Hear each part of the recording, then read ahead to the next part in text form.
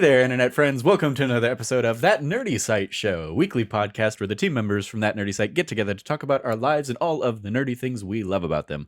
I'm your host, Trevor Starkey, and joining me once again this week, Cameron Abbott. How you doing, Cameron? Hiya! Hiya! This week we are going to be finally talking about our spoiler-casty thoughts on The Legend of Zelda, Tears of the Kingdom, wearing my Zelda meets Nerdist crossover shirt from probably a decade ago in honor of this. We both finished the game.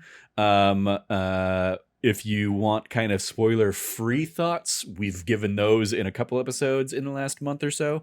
So feel free to go back and listen to those. This will be largely spoiler-driven. Yeah, kind of thing. Anything off the table. In particular, in addition to just beating the game, I also did every shrine in the game. I completely cleared the depths in the game. So I got a whole bunch of like the completionist stuff off of my checklist on this one. But before we hop into that, if you like what you hear, please remember to like, subscribe, rate, review, share the podcast with your friends, all of that fun stuff. So yeah, we'll dive in just straight into spoiler territory, Cam. And so to do that, I think one of the things we can talk about that we kind of like danced around in past stuff is the story. What did you think of the story of this one? I really enjoyed the story. I think that it's interesting to think that Zelda's sequels, like direct sequels, there's 3 of them technically: Zelda 2, Majora's Mask, and now Tears of the Kingdom. And A Link Between Worlds was a sequel to Link to the Past. That was the 3DS one? Never played it. There we go. There you go. So that's a sequel as well. There you go. So out of the 4 of them, people generally like the Link Between Worlds, right? Like I remember it was favorable. Link to the Past is probably my favorite Zelda in the series. I didn't really get into Link Between Worlds. I thought it had like some really interesting ideas. One of the ones I didn't like was that you could just go to any dungeon right out the gate. I've just never been a fan of that aspect of Zelda when they bring it in. I was looking for more of a structure in like, hey, go do this, then go do this, then go do this. And I ultimately ended up, in part also because I didn't really play my 3DS a ton, just kind of bounced off it pretty quickly. But I do still have it over there somewhere. So there you go. I could always revisit it if I want to. Yeah, so 4 sequels. And I mean, so yeah, 3 out of the 4 are generally super well received. The only one not being super well received is Zelda 2, The Adventures of Link. It was, they tried doing something very, very different. Mm-hmm. It was before they knew what the formula for Zelda would look like. Mm-hmm. So yeah, when it comes to that, I think that when you look at, they have a really good track record with doing sequels. And I think Tears of the Kingdom, especially, it continues to follow suit. It does, I think, a really great job of the Breath of the Wild, or I suppose the best way to put it is the wild Hyrule setting is now one of my favorites. I liked it a lot in Breath of the Wild, but the story and the world and the people and the characters all really brought together a very, really felt lived in world, and felt probably the most active and kind of like feeling of like lived in that I think I felt in a Zelda game since probably since Twilight Princess. Hyrule Town and Twilight Princess was just like overflowing with people, and this is kind of like followed through with that, I think, in a lot of ways. So the kind of the story around this game being a sequel, and like the breadth and width of the world being so like being something of a known quantity, but also seeing the changes. I'm sure you most recently replayed Breath of the Wild before, so I'm sure you have a lot deeper insight into that. But for me, that's one of the things that I pulled away most, as I got to see a continuation of a lot of these people and characters that I came to know, as well as getting to meet new ones that kind of evolved and grew the world even more. Mm-hmm. Yeah, I think when you look at the story between the two games, obviously having replayed Breath of the Wild early, like in the lead up to this game, it was cool pretty much immediately getting to see, okay, Kakariko Village was like this in Breath of the Wild. I go there, what has changed? Oh, Impa's no longer the head there. She's kind of like, like a lot of the like village elders that had some of them been around since the Calamity, basically finally like abdicated and kind of let a new generation take over. And so there was like an interesting little like passing of the torch narratively there. And then obviously just the way that the upheaval changes things in the landscape and stuff. There was a lot of cool little moments there. One of the things I did like at the very very end of my time with the game was finally went to the Lurlin village, which had been taken over by pirates in this game. Mm-hmm. And that seems to be, I didn't do a lot with it, but like that seems to be the Terry town of this game, where it's like, Yes. okay, you're going to take stuff there and you're going to help like rebuild that village after you've kind of cleared it out. So I thought that was like a cool thing. Like even Terrytown was like cool how Terrytown that I had built in the last game had kind of like continued expanding and had continued like growing in the time between games. Even I get like from a much more narrative stance, like the fact that obviously the last game ends with Zelda kind of like coming back and Zelda and Link going off on adventures to help restore Hyrule. Obviously this picks up. They've been doing that for some time, and they're out exploring underneath Hyrule Castle, and then the events of the game kick off. Even that, like there was a like there's like an in-between history that like Zelda and Link have between games that like gets briefly alluded to in moments and stuff. Like Mm-hmm. the one I called out in the Let's Play when I went to Hatena Village was like some girl saying like, oh, are you going to Miss Zelda's house? And it's like, that Miss Zelda's house, that was my house. And did Link and Zelda live together? What? So that was like a cool little they obviously they don't say one way or another, but it's like in my head canon, yeah, they got together and have been enjoying their time together the last few years. And so it's unfortunate that immediately she's sent back into the past, and Mm-hmm. you kind of have to spend another game trying to save her. But I also appreciate that in this one she's active. Like Mm-hmm. she's not trying, or she's not in need of saving. She's actively taking part in the events of the past that she has kind of succumbed to. And then obviously the reveal that she has become one of the dragons that is flying around the world um is like a cool, like, hey, it's like, I know there are other examples of this, but like the immediate one that comes to mind is like she pulled a Bender from Futurama, where they go back in time in one of the episodes and Bender just kind of like sits in a pyramid for 10,000 years until he's back around to the modern day.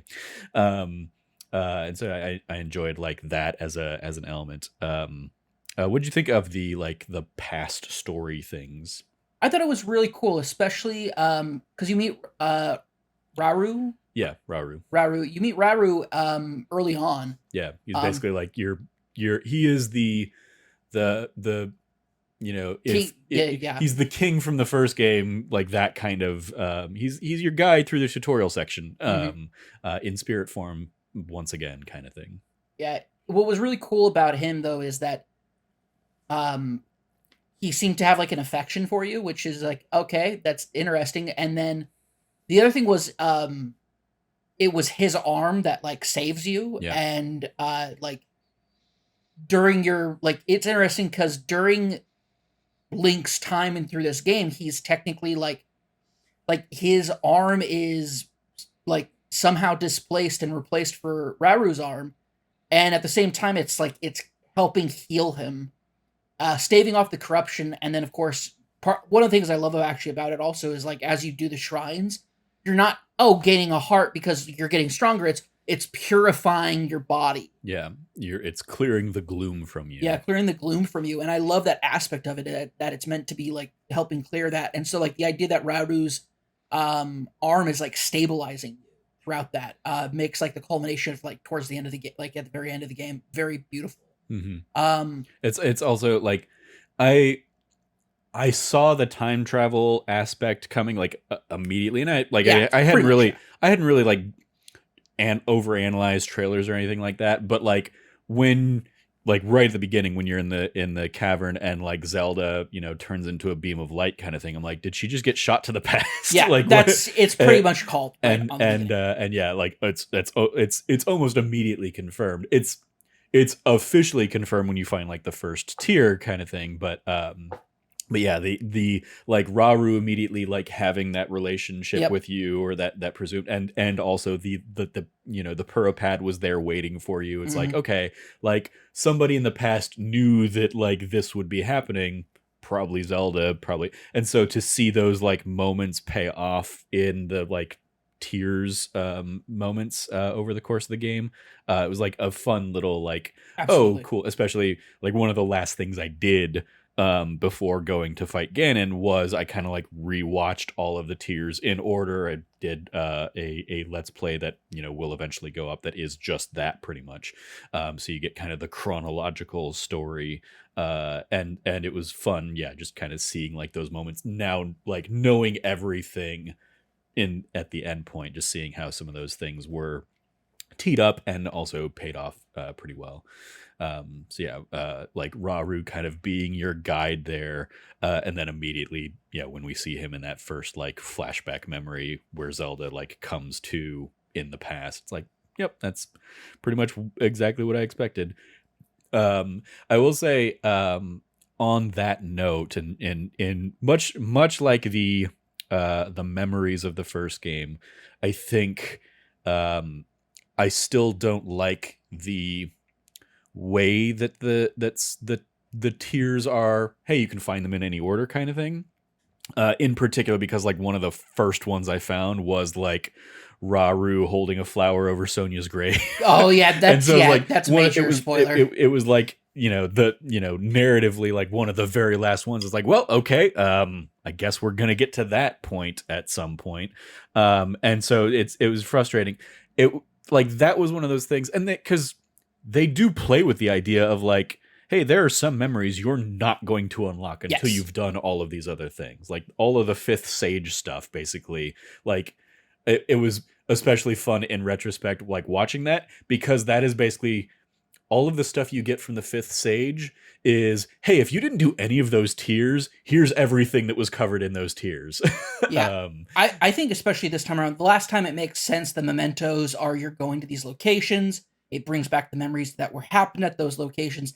This time, honestly, they just could have you unlock a certain memory after you gain a certain level, like amount of tiers. Yeah. And I think that would have been a better way to structure that, so you don't have these like weird interspliced moments like that. I think that honestly would have been better.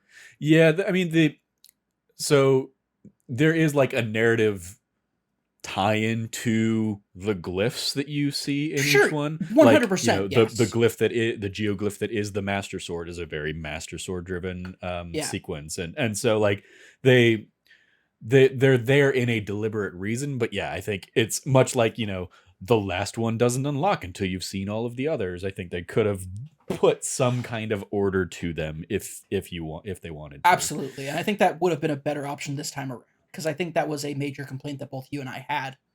One also, like, I didn't like the idea that I had to like hunt for these like weird, like I had a very hard time with with the memento like the locations. Uh-huh.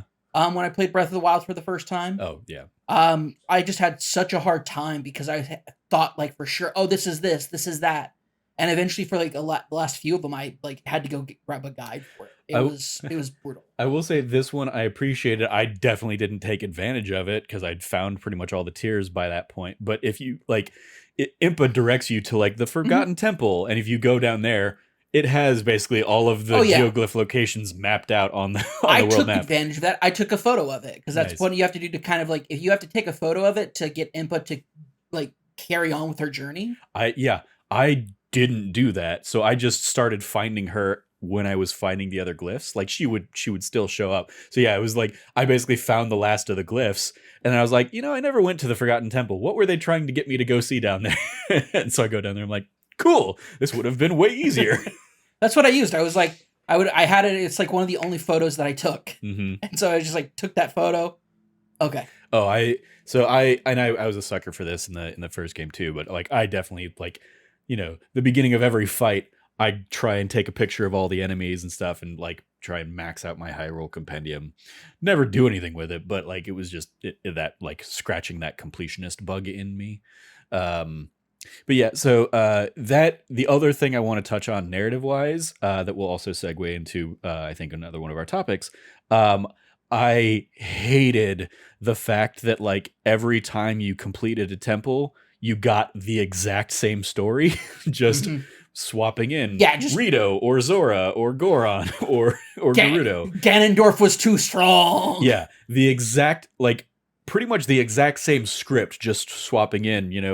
Instead of Rito and Wind, you swapped in Zora and Water. It was just like, wow, this could So have easily generic. been like streamlined. Like I get that like the first one they kind of have to make the same because they don't know which of those temples you're going to hit first, but for them to just repeat that same moment over it really highlighted just how non-characters the sages of the past were compared to like the champions that we had in the first game. I thought that was like one of the few steps down in this game I was agree. Yeah. like those sequences. The temples themselves I preferred over the divine beasts. Yes, 100%. I had a much better time with those, and they felt more like the Zelda dungeons of old and stuff. I actually think they might be some of the best dungeons that we've ever had. I can only think of like Twilight Princess. I think has better dungeons, but I've put a lot of thought into it. When we get to dungeon talk, I'll dive in deeper into that. I mean, so yeah, that was my segue into kind of the temples Oh yeah, themselves. so let's talk about the temples. I love the temples this time around. I told you when I did the Wind Temple, I was blown away because I thought I had to But unlock the Wind Temple.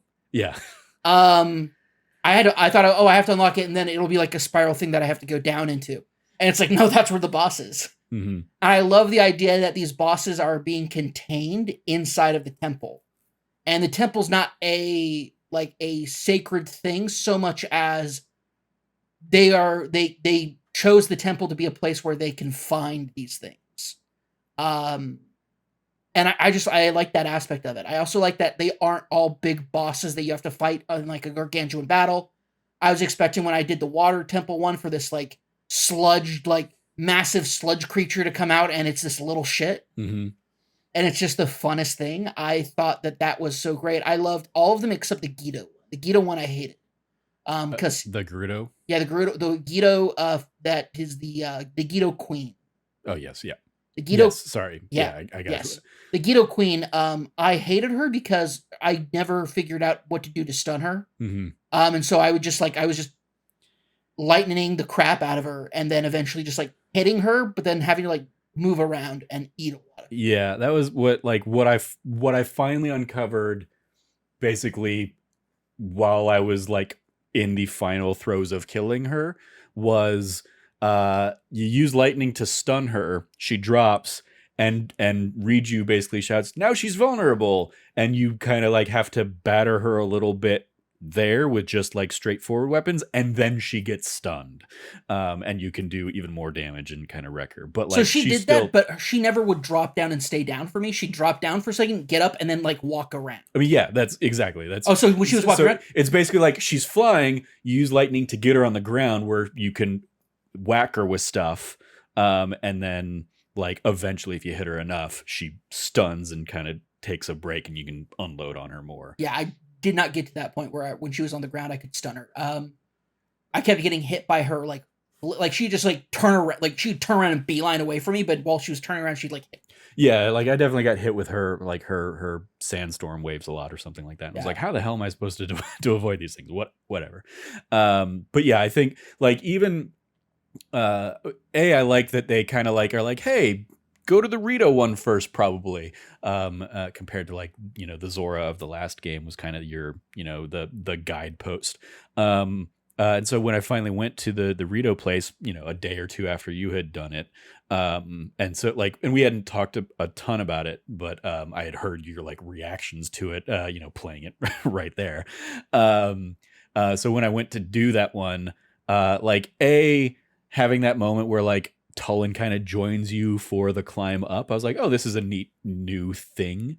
It was new enough that I hadn't been spoiled that was going to be like a permanent kind of thing. So kind of like flying up, it's like, oh, okay, this is so this is introducing me to the ability that I'm going to get from him, a la the Gale from the first game kind of thing. I'm like, oh well, suddenly, like immediately, I miss that I don't get the immediate lift every Yeah. time. But cool that it gets me an extra bit of distance and stuff like that. Cool, interesting. We'll see how this goes. And then I mean, just the journey up there, I really enjoyed like the Yes. platforming on my way up. Because I was doing it for a let's play, I was like, all right, I'm not gonna hop into these shrines, and then like going back afterwards and like all of those shrines basically being like, hey, if you made it here, good for you. Here's Raru's blessing. You get an immediate, you get an instant thing. So I was like, oh well, cool. I wouldn't have like, because it's always a juggling act of like, I don't want to go into a shrine and then just get completely stumped in this shrine and waste time on a let's play. Makes sense. But yeah, the journey up there was just a lot of fun, introducing kind of the ways of traversing through the sky, and then yeah, getting up there was like, okay, cool. This is okay. Like the Divine Beast, there's 5 switches I need to basically turn on, and then I'm probably gonna do boss fight. That was my immediately instinctual kind of like discovery on that. Yeah, I missed that. That went over my head. I was like, oh, I climbed all the way here. Now I got to unlock these. Okay. Yeah, but then yeah, when that first when the Kolduga comes flying out, and it becomes okay, you're fighting this thing in the sky. You're going to be entirely in the sky for this battle. It has we're back to the old classic Zelda thing of like pretty easy to understand and recognize what the weak points are, what you got to do, as opposed to like just the generic goo get Calamity Ganon blights of the last game. I immediately an upgrade there. And yeah, I immediately was like, okay, cool. I gotta, I've got all of these fire fruits. I'm gonna shoot fire fruit at the thing that is clearly like a big circle of ice, and then oh cool, there's a heart there. Boom, take another shot at him. All the while, like Tullen's just kind of like there to gust me around if I need or something like that. They felt far more epic this time around. Yeah. With the exception of maybe the and I think like intentionally so, the fight with the like little sludge creature that it's definitely meant to be like a fun little like subversion, like Yeah, because he comes out as a big sludge and is like a sludge shark for a lot of that fight, and you basically have to like wash away the sludge to reveal the ugly little guy underneath. Yep. The little like baby chicken kind of creature, like some mix between like a chicken and an octopus. Yeah. Because it has like the octopod head, and it's just like it's wild. That fight is great. I loved all the fights, pretty much all the boss fights. I think that they were great. They're great culminations of like what you've been practicing doing throughout the entire dungeons, in the temples in this game, and getting the opportunity to be like, okay, cool, and then realizing, oh, I think for me it was like, okay, cool. You get the ability to keep the kind of like the avatar of the sage with you, and then you get your second one, and you like, realize, they're all going to be joining me. Yeah, yeah. The only one I ever turned off was the 5th sage because I didn't feel right walking around Hyrule with a giant mech coming up behind me. I kept them around. I almost never rode them after like the intro section to them. The one I turned off, not like frequently, but like more than a few times, was Tullen, because he would just gust, like I would be trying to pick up stuff and he'd gust it off. And I'd be like, damn it, Tullen. Or he was just, because for the gust ability, he basically is always right on your back. Yeah. Like he was the one that was always getting in the way when I wanted to use other Sage's abilities. So yeah, he was the one I turned off a couple times because I was like, I can't with you anymore, guy. Yeah, no, I turned off the mech one pretty much immediately because I like just didn't want to deal with like the prompt to ride all the time. That's it. I will say, like, one of the biggest reasons the mech sucked for me was like it was a complete inversion of the controls that you'd spent the whole rest of the game doing. Absolutely, yeah. And so like when I tried to dismount him, I was like, this is not intuitive at all. Why have you swapped around all the buttons? This is just stupid. Yep. like put me in the mech and still make like the triangle, or still make the it's not square, it's whatever the left button is, hacking with the sword or whatever. Like keep those buttons instead of, no, I got to do L for the left arm and R for the right. It's like, this is bad. Yep. That was a bad design. So yeah, what I never used it, and I would annoyingly accidentally mount it and be like, all right, I'm in the middle of combat and now I'm gonna have to spend another 5 seconds trying to awkwardly dismount this thing, and the only way you can dismount it is basically like to back out of it, and it's like none of this. Which makes you totally vulnerable Exactly. to a fight. It's Yeah. bad. Yeah. Cool idea, just not great execution. Yeah. It was interesting, especially having, you know, gone through so much of the game, and fighting a lot of the mechs, and like them having that fuse ability to be like, all right, they can grab whatever's nearby them and turn that into their weapon. It's like, okay, cool, now I can do that too. But like there weren't, especially like in the depths where you're introduced to it, it's like, okay, there aren't great weapons at those little garages around for you to like use. So I'm gonna have to, you know, just use my own stuff, and or okay, I'm going to use my cannon arm or something like that, but it has terrible aim. So, you know, that, or like the laser beam, the things that I would use for like, you know, weapon attacks just weren't good. And also it was slow as hell. Even like, you know, like even throwing a fan on the back or something, like the things that are like, hey, yeah, put this on and, you know, you can, you know, move fast with it. It was just, it was clunky, and like I kept it around to have to because there were definitely times where like with me and all of the sages, I was like, I feel like I'm bullying this bokoblin, because it's like 6 of us on this little jerk. I love, but that was one of my favorite things, was like okay, cool, I'm about to roll up to these like this bokoblin camp, cool, I have the crew, let's ride. Yeah. Like that was always a cool thing for me, was I love that aspect of like just rolling up with like 4 dudes at the very end, 5 dudes, because I activated the 5th stage, just being like, okay, cool, it's time to go. Like we're on our way to fight Ganondorf. All of us are going to be out for all of this. Let's go. And actually there was moments where like, you know, the 5th stage, the mech did help me. Because there's points where it's like I have to navigate through this gloom and I just can't get through it. Or no, sorry, it was when I was trying to find my way down and like trying to make that work, because the whole journey down, I think, is something that, if you want to call it like the final temple, the final dungeon, it is a unique thing where you have an area and open space that has been available to you pretty much this entire game. Yeah, I went down there well before like doing the end game stuff. I basically went down and like found the way down to the Lionel and was like, oh, I don't want to fight a Lionel. So I you know, teleported away or whatever. But I was like, oh, when I got to the end game, I was like, oh, I know the path down that far at least. And I know, because like the first time I went down there, I did fight all of those likes. And I was like, this is just not easy to do, because some of them are not in like good slashing range. So I was like, screw this. I'm just going to avoid these guys and just kind of like, you know, dodge them for the path down. Yeah, but it is basically like you're covered in gloom kind of path down there. There's just so many opportunities for it to take more hearts off you with its gloom. There's a part where you have to put a contraption together to fly across, like a drop. My thing did not go well, and I careened right down to the very bottom and was surrounded by the Ganondorf hands. For me in that moment, I accidentally, like, I built it with a controller, but I accidentally like hit it, so rockets shot it across. I was like, ah, crap, recall, and like I had to bring it back to me. And yeah, so I did that. As it was, like, I still took out the Ganon hands and like went down there to like fight and basically like pick up the rewards and stuff.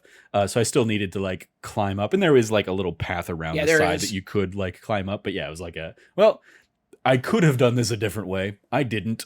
Yeah. By that point, though, there was like, I really do like that dungeon, though. Like that final kind of like descent. The idea that you're like climbing down so deep, farther down. And you get to the point where you're like, okay, cool. So I just have to get to the bottom of this thing. It's like, actually, no, you got to go even further down. Like this bottom route. Oh, this is like where he was at. Cool. Nope. You got to find like the side path that you were talking about with the likes and the Lionel. And you have to just make your way all the way down. And then it's just like, further down, so far deep down. Yeah. And then you get to a point where it is like, oh, this is the part from the beginning of the game that I remember. I still somehow remember from, 120 hours ago. Yeah, I like that. I like that like like all of the temples themselves had an interesting like platforming puzzle to get to the temple Yeah. in the first place. And then yeah, the temple itself was a fun thing and like it was all of the things you want those sequences to be. Um yeah, I like the going doing like the waterfall ability and like using that to get to the water temple was another good one. Even the like I loved all of the build up to the fifth sage's temple, and the fact that like I had I mentioned this I had because I was going through and just like doing all of the depth stuff, I had stumbled upon the spirit temple before Yeah. actually doing the the like I had basically like paused it before building the construct, and then I was like, all right, that's where I'm going to do the next let's play. In the meantime, I'm going to go find more light roots and stuff like that. And then I stumbled upon and got the like little like spirit temple, and I was like, whoops, I guess I'll be there shortly. But like I liked that even that you had like the platforming thing above on the Thunder Islands that Mm-hmm. led you down to the building the construct, which was that temple's version of the go unlock five Yep. things kind of thing. So that when you got to the actual temple itself, it was like, okay, you've already done all of the other steps of the temple, so now it's just time for the boss fight. Loved it. Yeah. I thought that was great. The Yiga stuff in the depths was awesome. Mhm. Fighting the Yiga chief multiple times Yeah. all the way through.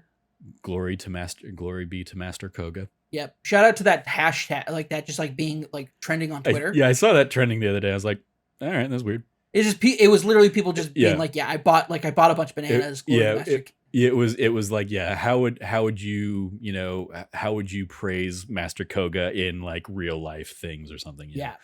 It's you're a real life member of the Yiga clan. How do you live your day? Yeah. And it's just people just being like, and then at the very end, just like praise. Yeah. It's so good. Yeah, he was a lot of fun, and like that was one of the things that I had like discovered him well before you did. Mhm.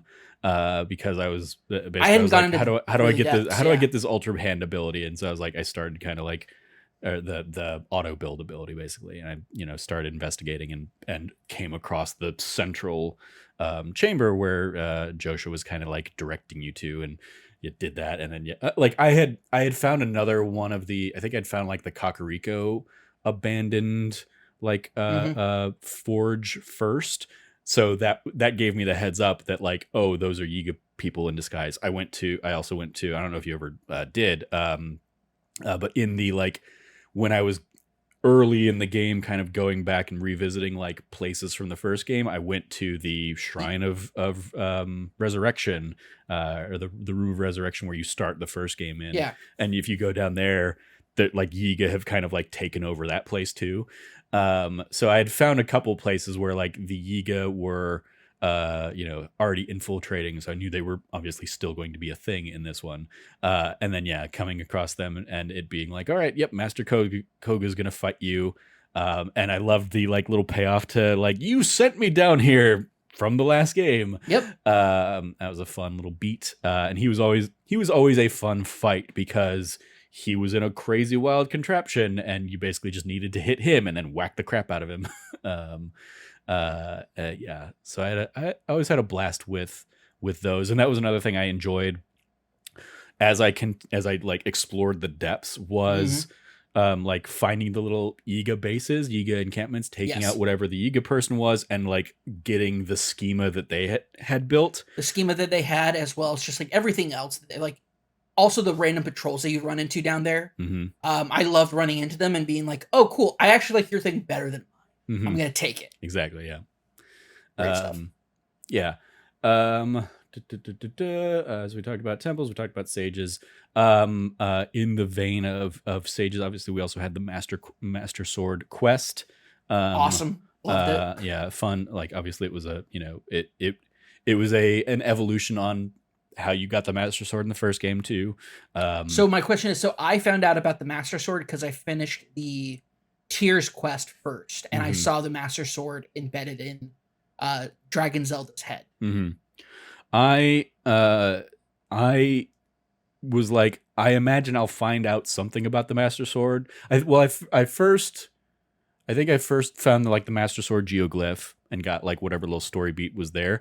And I had seen enough of the Tears stories to be able to piece together that's probably what Zelda was doing. Like I had seen the like if you swallow a stone, you're going to become an immortal dragon, and I had Yeah, seen Zelda yeah. basically considering that. So Yeah, she mentioned she's like, if you want to go through time the long way around. I exactly, was like, yeah. yeah, that's definitely gonna happen. Yeah. And I think I like stumbled upon like the light dragon once and like shot its scales, not knowing it was the light dragon. I just like saw dragon in the sky as I was like, falling back down to Hyrule and shot it and was like, light dragon scale. That's not Ninral or Diner or like whatever the other three are. Interesting. And I also saw like that it had the blonde mane. So I started putting pieces together, but then I did I was like, all right, I'm gonna head to the Lost Woods. Like it was kind of around the time that I did in the first game too. Like I've done a shrine, I've done one or two of the temples. I'm gonna head over to Lost Woods during one of those weeks where I was like, all right, I'm not gonna be recording the next temple Yeah. stuff until a week from now. So I'm gonna go do those shrines. I'm gonna do a whole bunch of side stuff. And so yeah, I basically was like, all right, I can't. I like you had tipped me off that like the Lost Woods was tougher to get into this time. Yes. And so like I tried going in the way you did in the first game, couldn't do it. Tried going in like from above or whatever, and it clouded me away. So you were like, so if you can't go in on the ground or above. I was like, oh, okay, yeah, I'll go down to the depths and head over to where the Lost Woods are. And sure enough, did that. And because I was like so much more beefed up than you were probably at that point because I'd been doing so many shrines and I probably had like I was going in there with well over the 14 hearts that I assumed you would need from the first game. And I had taken out a couple of like the Phantom Ganons at that point already. So like when basically like, oh, the Deku tree is like infected and that's how you get kind of that clue. That was a pretty easy fight. I just like launched a whole bunch of bomb arrows at the hands and then just beat the crap out of Phantom Ganon. So I got that I got the flashback with the Deku tree and basically like like the sword gets stronger with time. And so I was like, okay. And he's like, oh, and here's where the sword is. I feel its presence on the map. I was like, oh, okay, cool. It's probably on the dragon that's flying around. The light dragon. Okay. So yeah, I basically went there and like I think I accidentally like I went to a place where I was like, okay, I'm gonna go ahead and do that next or whatever. And I was like, oh, it's right there. I'm just gonna shoot up into the sky tower and basically be able to land right on her. And I did, and I'd already I think filled up my stamina bar at that point too. So like I didn't know that it was going to be like 2 full stamina wheels, and they had kind of switched that up. But I like because I'd done so many shrines, I was well prepared in either circumstance basically. And then yeah, I was like, okay, cool. Yeah. And then I was like, okay, but like we're definitely going to save Zelda somehow, right? That's got to be how this game ends. Yeah. Like she's not going to be an immortal dragon forever. Like cool that she was willing to make that sacrifice, but I don't, How do I get my girlfriend back? Like how do I make this work? Yeah, and then after that I went and did like the last of the Tears things to see like the rest of and the full story of that play out. And so yeah, it was like I enjoyed it. I loved I still hate the fact that the Master Sword breaks just like everything else, or doesn't break, but it loses its charge or whatever. I did appreciate that I was still able to I was able to make it super strong by just fusing stuff to it as well. And I like it was interesting that it doesn't change the silhouette of the sword in your inventory, but like when you slash at stuff with it. Oh gosh, yeah, I accidentally fused another weapon, like another sword to it, so it was just like it was that thing you hate so much of a sword on a sword. Sword on a sword. I was like, I hate this so much. But whenever the fusion ever put and replace things like on the end of a spear or like anything like that, I love the way that it replaced that. Yeah, For most of the game, I was just doing a sword on a sword, like, a heavy sword on a heavy sword or whatever. That To infuriates me. Yeah. And then finally, well, like in part because I'm too much of a hoarder in games, and so like I didn't want to be. I was like, well, I don't want to fuse the silver bokoblin horns that I've been getting, because what if I need those later?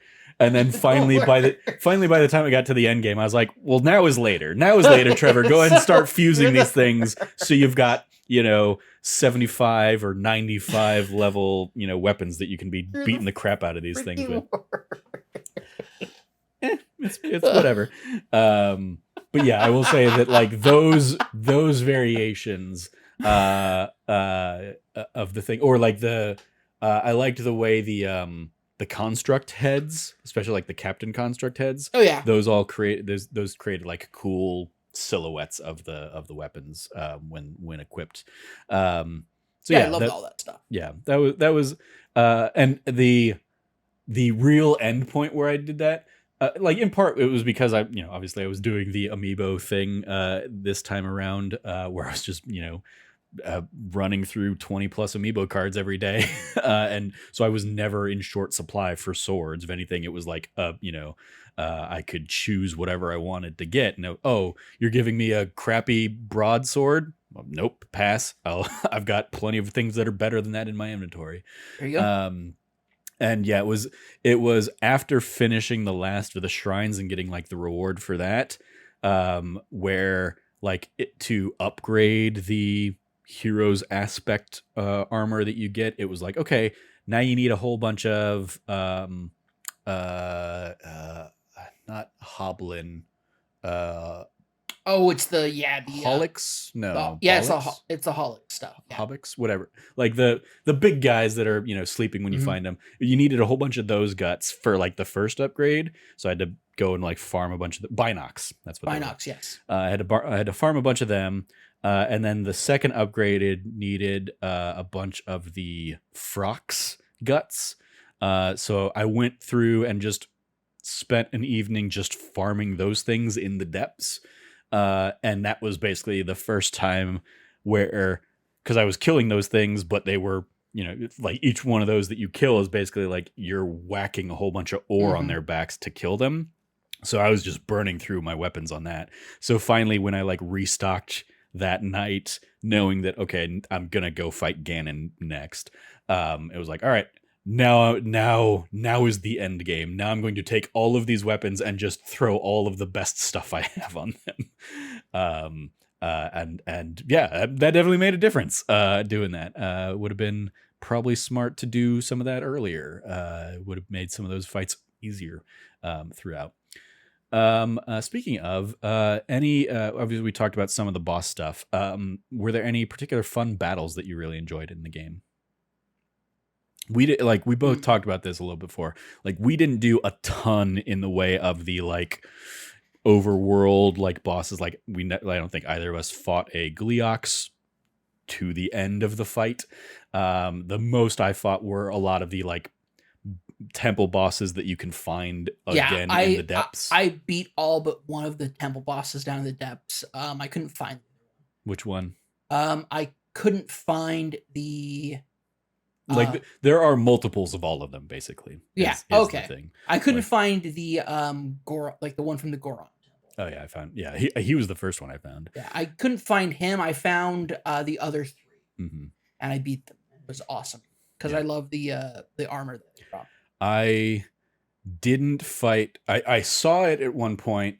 The water temple one. I saw it like swimming around on one of those like little arena pads that they kind of are in, and I was like, good to know you're there. I think I probably marked it on the map with the skull, which was my like icon for boss.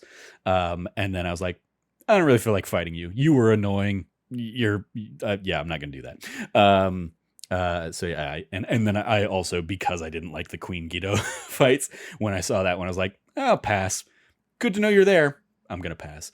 But I did a lot of the like the construct fights. Those were always fun, in large part because like the way to like take them out was through the abilities. Yeah. Like it was, grabbing the glowing, cube with the ultra hand and like shaking it loose, Or doing the thing where you like teleport through the bottom of the platform, or ascending up, or when he like launches a few like Mhm. 5 things, you basically go to one of them, jump on it, and recall it right back up so you can go fight on the top of his head. So yeah, like I really enjoyed doing those ones, and taking those were the things because those weren't things you could throw in your inventory. Yeah. Those were the kinds of things that I did fuse that wasn't a sword on a sword. It was, oh, I'm going to get this flux core level 3. Yes. Cool. I'm going to throw that on whatever. Throw it on a spear. That's what I always did. Whatever good gear I've got right now that isn't already fused. Throw it on a spear every time. But I have seen in completing the game, I've seen like a handful of Twitter videos or YouTube things of like, here's tips on taking out a Gleox, and I'm like, oh, okay, with like those kinds of strategy things, yeah, I could probably do that. But like the one time I tried, it just wrecked my shit, and I was like, all right, I think I probably had like 12 hearts or something, and it basically like one-shotted me. I was like, all right, this isn't gonna happen. The one especially because it was like a King Gleox that had like the different heads. No, only 3 heads, but like one is fire, one is lightning, and one is ice. I was fighting the ice Gleox, and it was it got to the very end, and I didn't realize that you asked me after I told you, you're like, why didn't you just use the reverse to take the ice cube back up? And I was like, oh, that would have been so smart. Yeah. I was trying to do this, and I was explaining to you. You're like, why didn't you just reverse it? Like, oh my gosh, you're right. It's just like the construct boss, the flux construct boss. Yep. I just didn't think about it. I'm like, that actually would have been awesome, because I would have been up in the air and fighting his ass. That would have been great. Yep. Yeah, but I just never went back to do them. I just like, they were more obstacles of like, oh yeah, that thing's over there, I'm just gonna avoid it. Woo. Yeah. Did you fight any of the Moldugas? Moldugas. They're like the sand things in Gerudo. Okay. Yeah. Like those I fought in Breath of the Wild, because they were basically like, all right, you throw a bomb in, it gets them, then you throw another bomb, it like comes up and eats that bomb, and then you blow it up and that knocks it out. And I was like, I don't have that as a thing I can do this time around, so I don't know. And after getting all the Frox guts, the next upgrade was Molduga guts, and I was like, I'm good. I'm good with the gear that's now like 36 defense or whatever. It was like 10 times more than any defense I'd had the rest of the game. Yeah. So I was like, I'm good with this. This is fine. This will do fine. I definitely. Did you ever feel like you had a standard look that you went with while you were like roaming Hyrule? Not really. I typically. I was typically using whatever kind of thing I needed for the circumstance I was in. Like if I was doing a lot of climbing, I threw on the climbing shirt. If I was in a cold area, I was throwing on cold gear. If I was in the hot area, I was throwing on the heat resistant gear. So yeah, I was pretty much kind of staying in flux. I didn't like, in part. And we talked about this, like, I was kind of like, well, I'm not going to waste resources upgrading some of this gear, knowing that ultimately I'm gunning for that, like the, ultimate shrine gear thing. And I'll just kind of, let that be my final form. So yeah, I didn't like, there were a couple things where when I eventually got like a full set of a thing, I was like, all right, I'll throw that in. I did have for a long time early on from the... Chic amiibo card, I had like a Chic hat that basically like improved stealth. So I kind of had that on a lot in early game stuff with the warm trousers or whatever I needed on that front. But yeah, I didn't really stick to a like standard look. Yeah, just wasn't what I was what I was focused on. How about you?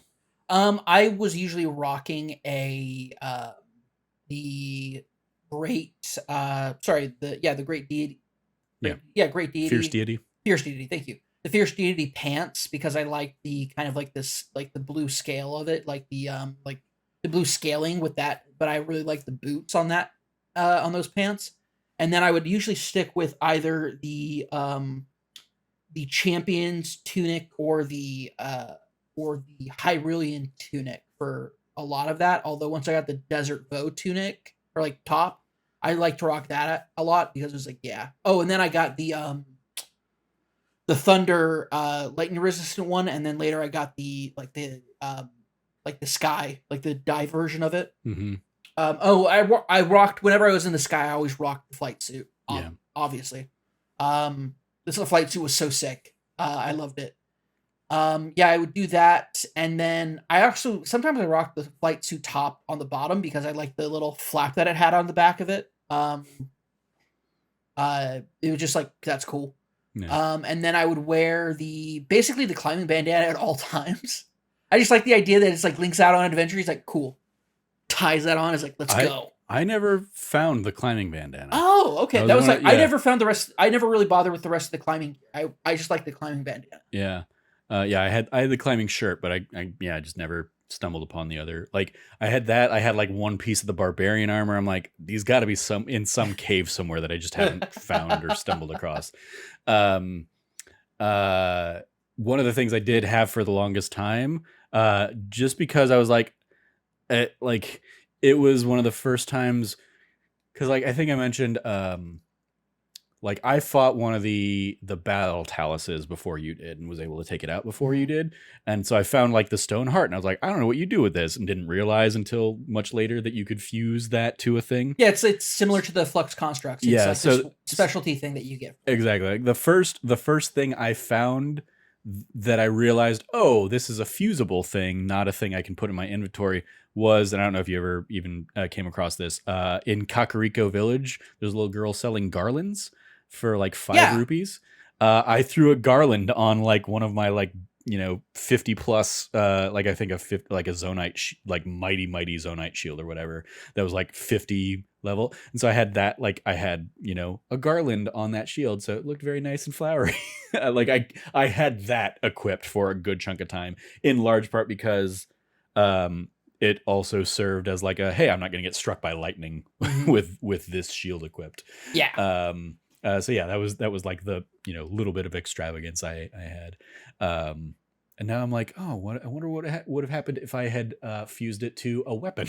But yeah, another fun fusing thing I did, and we were talking about like how would you do the Gleeok's, fight in the sky bit. Thing that will come in really handy for that is if you fuse a rocket to a shield, because you pull out the shield and the rocket shoots you up into the air. Yeah.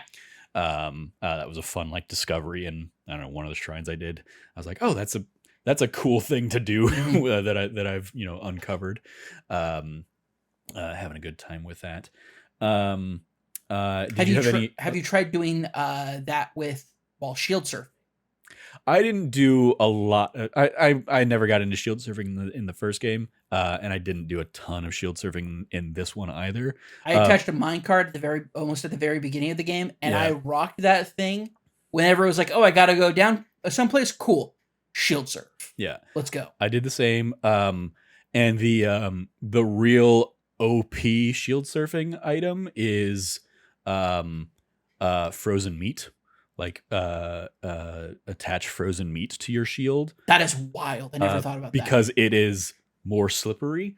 And like you can also fuse like an ice block to it, but the ice block will break. But the meat is very durable. The frozen meat is very durable. So that's definitely a thing you can play around with as well. You picked that up on Twitter? I mean, that was definitely one I saw kind of making the rounds on Twitter as well. Yeah. I saw somebody doing like a comparison, like after I beat the game, I saw somebody doing a comparison of like the different things that help you like slide the best. Mm-hmm. But they never tried the frozen meat. So that's on them. Yep. I saw another one that was like there are certain elements that you'll only find in like a shrine. Like there's a shrine where like you can get basically a fan propeller, like a big fan propeller, not the little like Zonai fans. And that spins faster than, anything else. And you basically like, basically people were attaching a bunch of swords to it or something. Like they would attach a bunch of weapons to it, spin it around, and then like recall it and just like drop it somewhere while it's like recalling, and just like I've seen so many like Bokoblin murder boxes basically. Bokoblin, like Lionel murder boxes, bokoblin murder boxes. I love all of these murder boxes. People were Mhm. like, "Hey, how do I like? Okay, I'm gonna do this thing," and it's like they walk up to like a like two Lionel, and they're like, "Cool." They do the auto build, and it's just like their auto build version of like a death machine, Yeah. and it's great. Here's a 10,000 psi like press Yeah. that's just gonna squish them. Although Yeah. my favorite thing was somebody did actually even did fan art of it that I saw earlier this week, which was like the first thing I saw that was like people were like, "Hey, try this out." Was the hover bike. Hmm. Like instead of trying to do like a Green Goblin Yeah. glider, doing a hover bike with like slanting the control panel in a specific way that lets you like bounce out and fly a lot. I used that a lot. Yeah. That was great. Yeah. There like that's there were a few of those that like I found in the Yiga designs where I was like, oh, that's a cooler version of what I've been doing. Hmm. And yeah, I when I realized I could favorite some of my builds Yeah. as auto builds, I was like, oh well, that's what I'm gonna do. Like I basically my go-to transportation, especially when I was like going through and trying to just find the last of the light roots in the depths, was all right. I'm gonna get to one of those garages. It usually has a wing. It usually has a couple of fans. Usually has a couple of rockets, and it has like a cart. And so I'll take all those things. I'll throw out a controller and basically just auto build a wings with a fan with the rockets to get me like immediate lift. Yeah.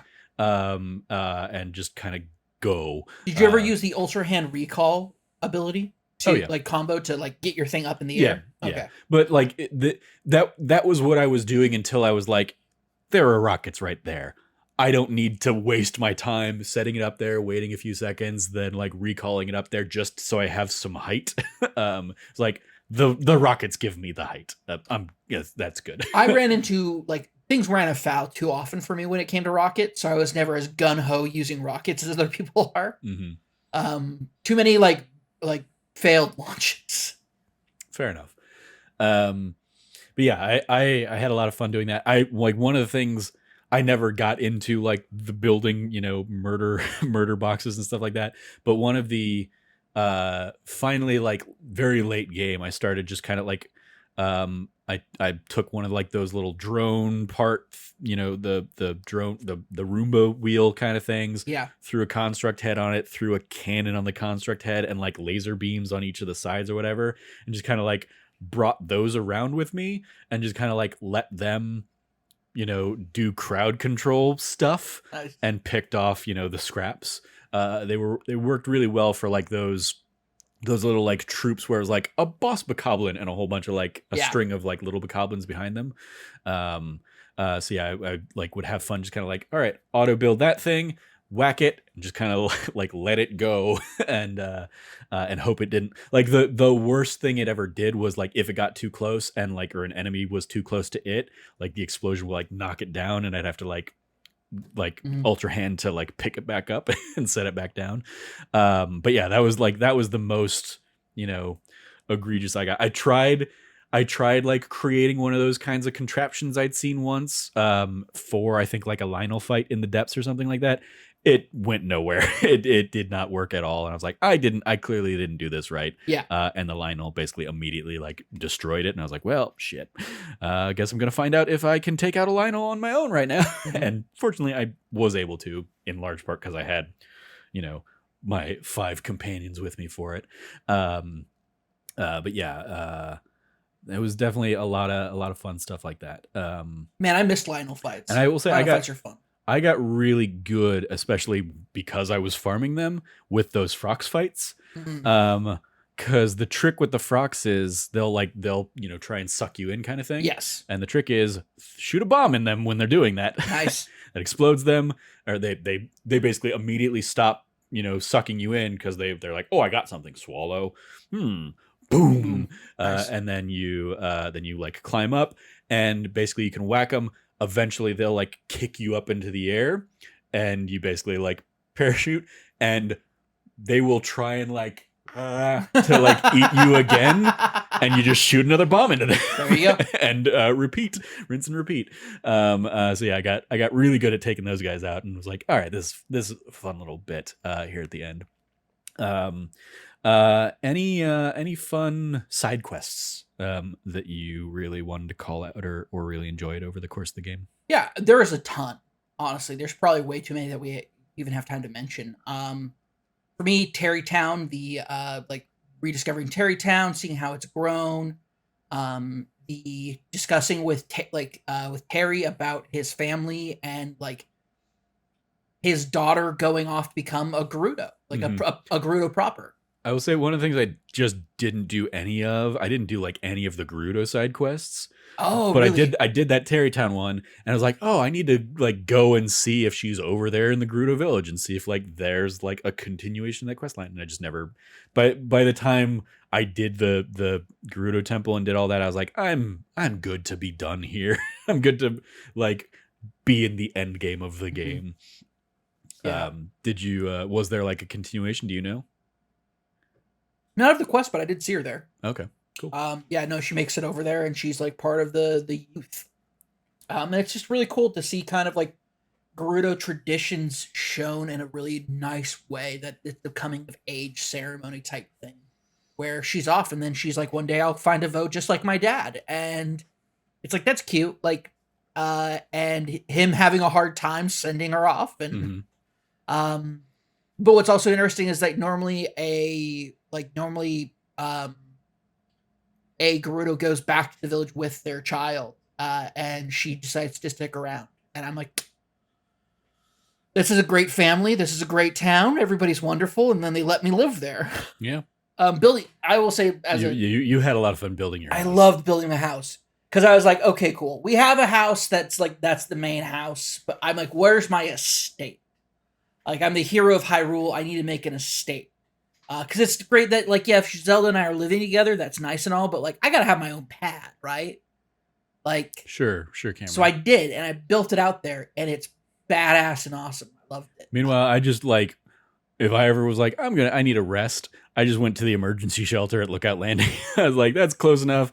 I can just go there. It had everything I needed. It had, like, a stove if I need to, like, cook a whole bunch of meals to prepare for the next outing.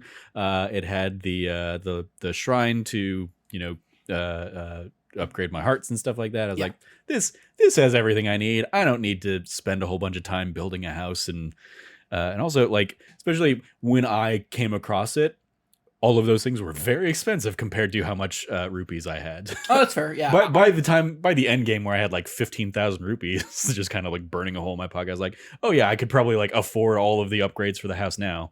But yeah, I just never got into that. I loved it. There's a paddock to store a horse. I stored the Link horse in there. I loved building out this house. That was just a cool thing.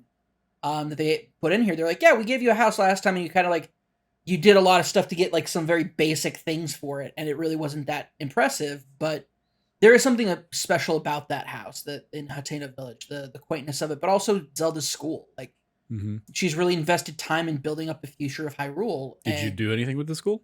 No, I never went back to do anything with the school. Yeah, basically like you knew they were like, oh, we're looking for a teacher. You basically become like the teacher a lot. Like you become the teacher's aide. Basically, there's like a teacher there. He's like, oh, it'd be really great if I had this thing to help with this lesson, and it's, like a picture of a thing. And so you go like take a picture, and then you come back. He's like, oh, cool. Now I want to teach them a lesson about this. And it's like, okay, go make that meal or whatever. And so like, it's a little series of like you being there as the like adventure and savior of Hyrule. Everybody knows it. And you're just also there helping with these lessons.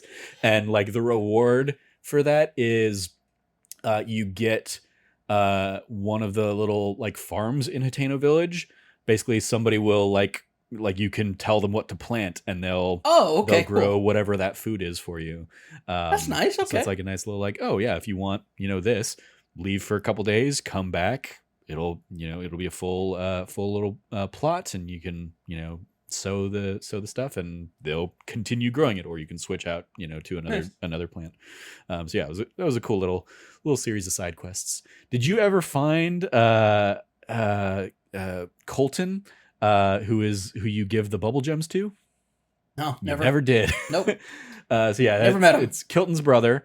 Kilton from the first game, who you would like trade monster parts to, Yeah. basically. Kilton in this game lives in Terrytown. Also has a fun little like side quest line where he asks you to take pictures of monsters, and then Bolson, who the dad that you were referring to earlier in Terrytown.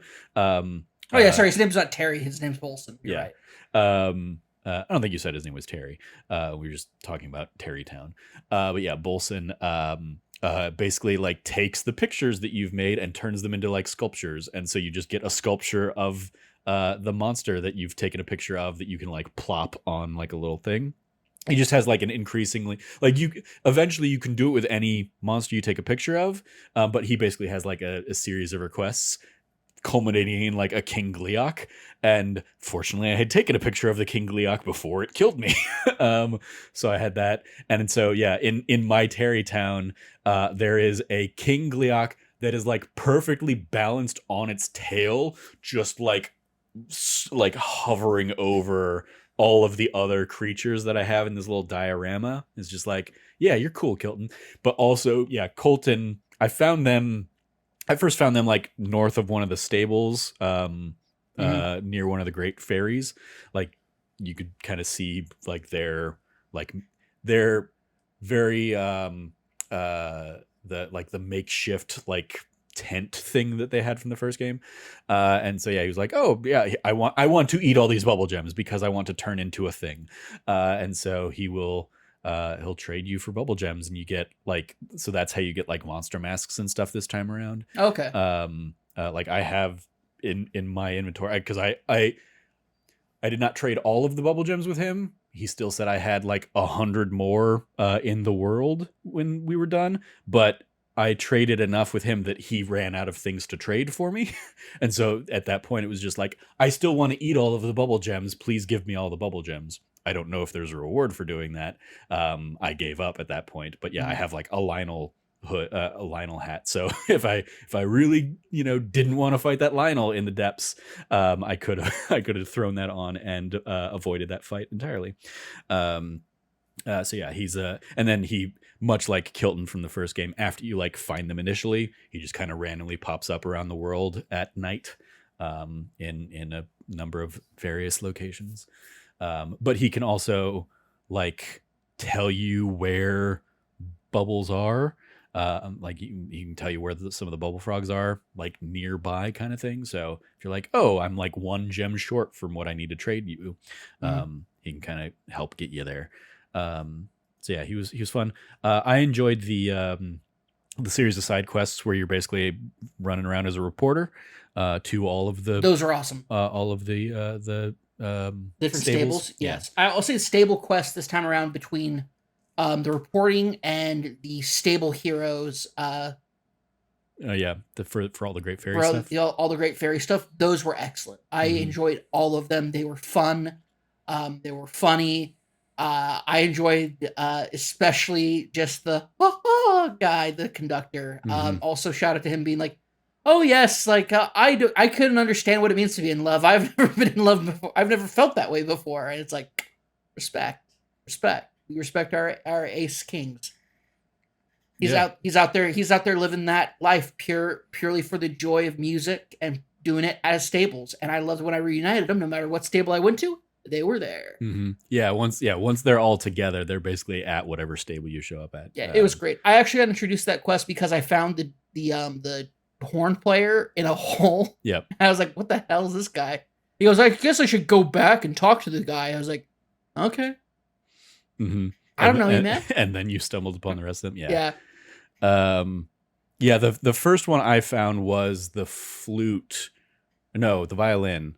I found them. The fiddler? And, yeah. Yeah. I think the girl's actually like violin or something. Oh, like sorry. that. Yeah, no, the girl's the violin one. That's Yeah. the first one you get is that because he's with her. Yeah, I found them before I had gone and done the Rito Village to become the journalist thing. So like I found them and they were like, "We'll only tell our story to to a reporter with the newspaper thing." And I was like, "Okay, I guess I'm gonna have to come back once I'm that." Because I tried helping, because they're like, "Oh, our cart has the wheels that have fallen off," and I was like, "Well, I can just ultra hand the wheels back on there." And they were like, "What are you doing to our cart? No, leave it alone." And I was like, "All right. Clearly I can't do this quest yet." But right around there is also where I don't know if it is like a set location, but that is around where I found Kilton and Colton for the first time. If you ever go back to it, they were basically like just north of that stable. Yeah. I also enjoyed the little mayor's race in Hateno Village.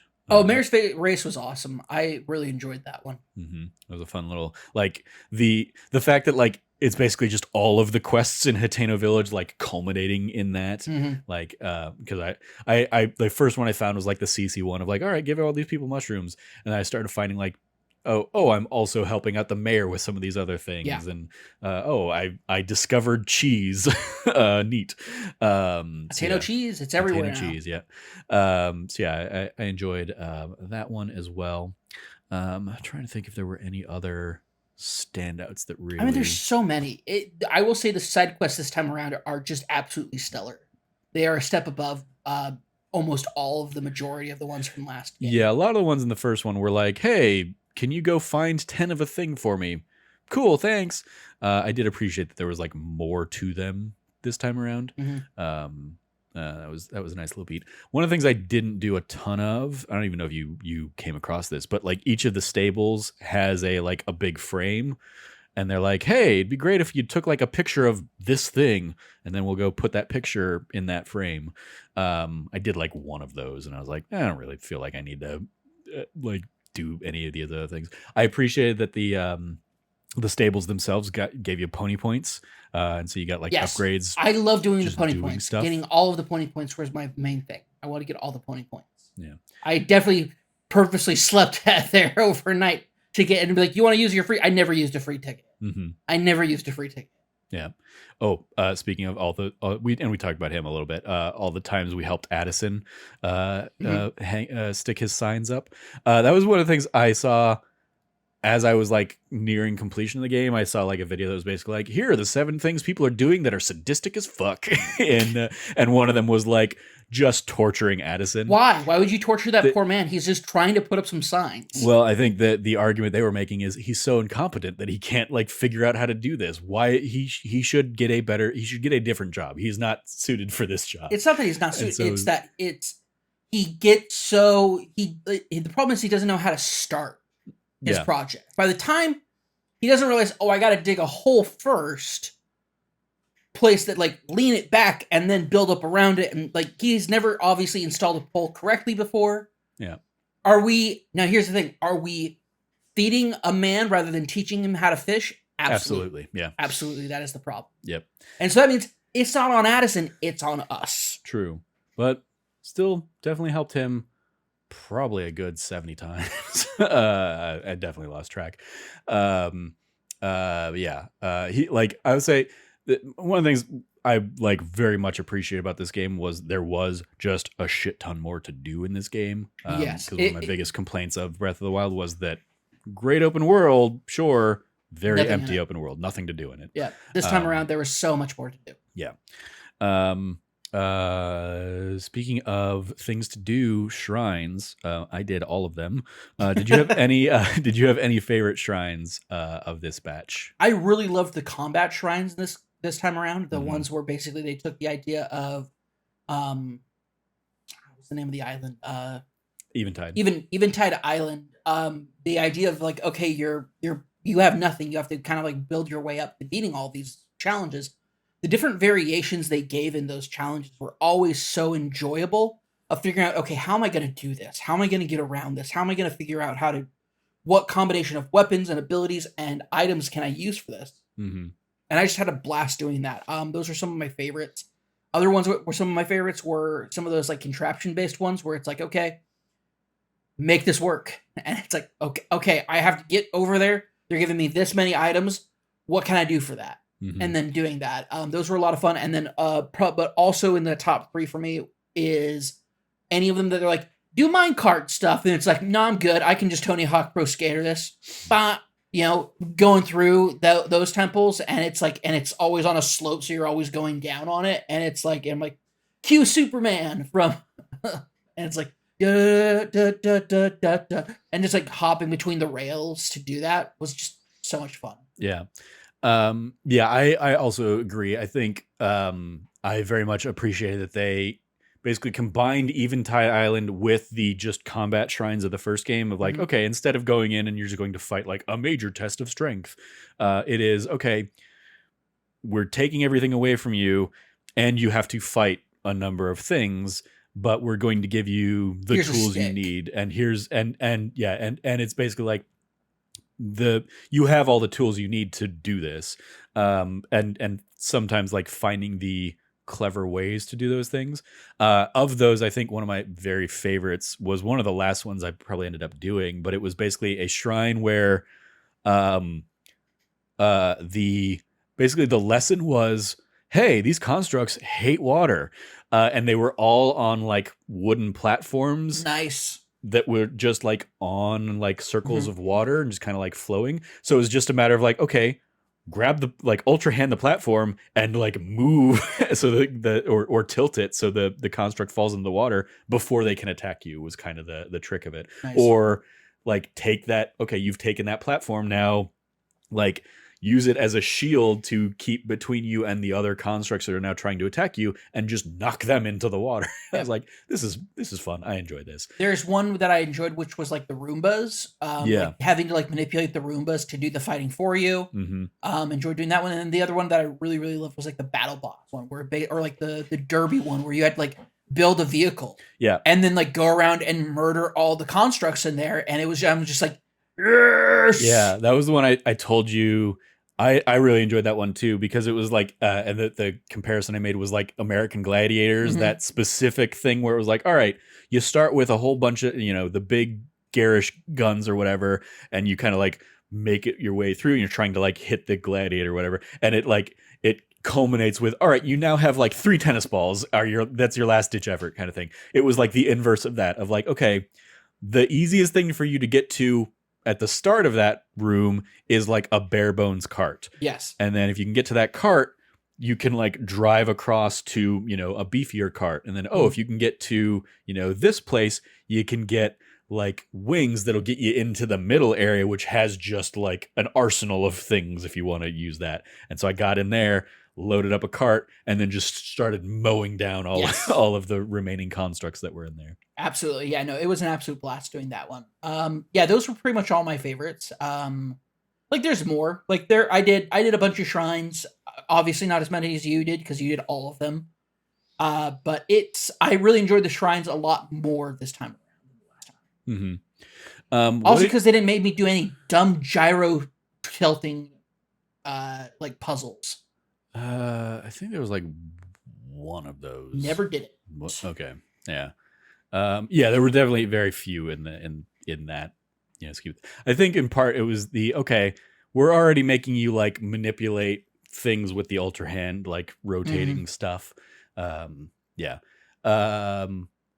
were also some that I enjoyed that were like kind of like the Plinko kinds of things. Yes. Of like, okay, you've got to like use, stakes to, stick them in this wall in the right places to get Stakes the ball to like bounce to, where you needed them to go.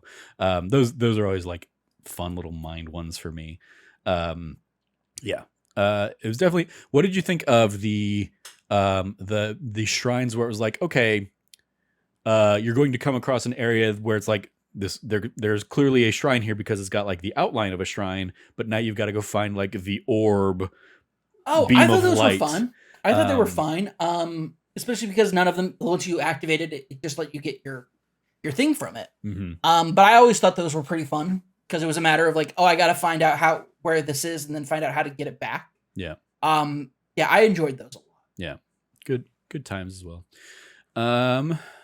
Any any final thoughts? I don't think I have anything else to cover. Any final Oh yeah, I mean Ganondorf. Like, yeah. let's talk Ganondorf, especially because I know you really, really love the Ganondorf fight. Yeah, no, I think Ganondorf, the whole the final sequence. the whole final sequence I think is excellent from the moment you're doing the big drop down. And you have to, like, you float down and then you're surrounded by enemies and you're like, oh no. First time I did that, I had like 4 hearts left and I was like, oh no. And then all of your buddies show up, all your comrades. Yeah, I mentioned when I was doing it, and you get to a point in that, like, in the going down the depths where it's like, your sages can't reach you here. And I was like, Yep. what the entirety of this game has been like, hey, all of the sages need to work together with the hero of time and all that stuff. And so now you're like, nope, they can't. So when they all showed, I was like, oh, okay, that's cool. That I appreciate that. Like, you still didn't need to take them away from me for that last little chunk there, but I appreciate that. Like, I like that they're like, we knew something was wrong. They showed up in reality. Yeah. I was like, they're like, we knew something was wrong. It's like, oh yeah, because you guys all of a sudden got your avatars back probably, and you're like, whoa. Yeah. And also, there's also a moment in there where it's like, oh, this is very clearly the way this is structured.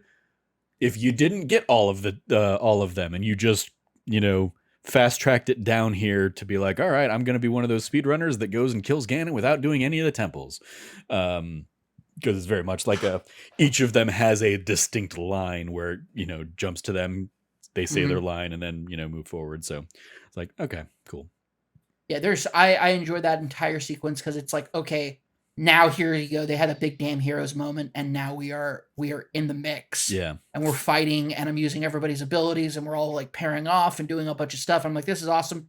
And like the Demon King's army. That was another I enjoyed those kind of like horde fights. Yeah, like it's like the town, the beach town. Yeah, which, by the way, you do that when I told you about the time that I did like a semi tow truck like thing. When I mentioned that. To you. Yeah. I caught that's.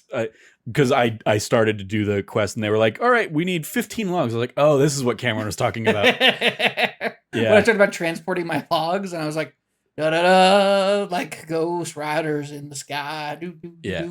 Yeah. I mean, the first one of those like little monster forces things I came across was just out in like Hyrule Field and stuff like that. I love those fights. Yeah, those were a lot of fun. I was like, oh, this is cool. And then the very like you get one of those with like the Demon King's army. Yeah. And it's like, cool. It's us 6 against a Demon King's army. I love that aspect of it. Teaming up with all my friends, doing all these things. Who, by the way, going back to the sages real quick, who's your favorite of the sages? Obviously, neither of us really like the construct, but yeah, who was your favorite? As far as abilities go, or characters? Either or both. Characters, it's hard. I love Tulin so much. He's just. But it's, what are you talking about? You love Yunobu. Yunobu's my favorite. Yunobu's always my favorite. He's my boy. That when he shows up in like a luchador mask and like and the Sage Stone turns into like a championship wrestling belt. It's like, of course, these guys speaking right to us. Yeah, 100%. Yunobu's the best. And also his evil side is that he's just like he's just a jerk capitalist. Yeah, I'm like.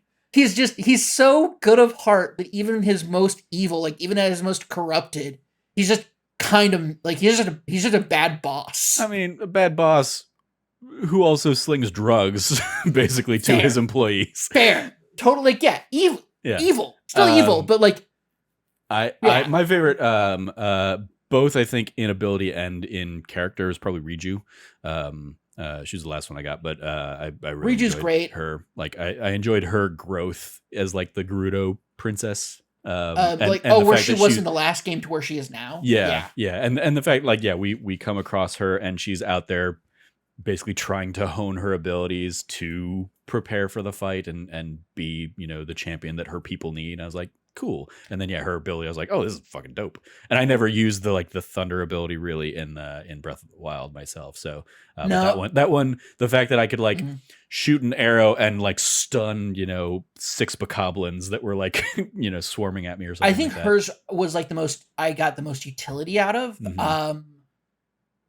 Sidon's gave me a lot of help in a lot of places and a lot of times where it was I needed that defensive bubble. Yeah, that I didn't rely on that because I had so many hearts probably. Mhm. But like by game's end, I had 38 hearts. Yeah.